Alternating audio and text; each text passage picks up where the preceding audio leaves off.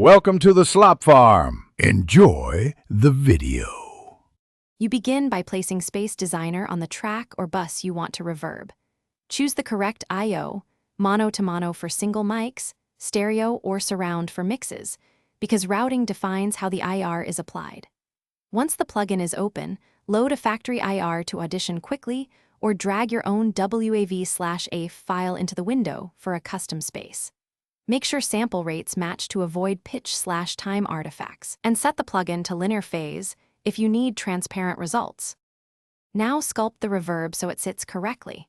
Start with pre-delay to separate direct sound from reflections. Short values glue, longer values add space. Tweak decay and diffusion to control tail length and scatter. Higher diffusion smooths dense sounds, lower preserves slap. Use the internal HP/LP filters and the 4-band EQ to remove mud or brighten the tail. Doing so prevents the reverb from masking vocals or bass.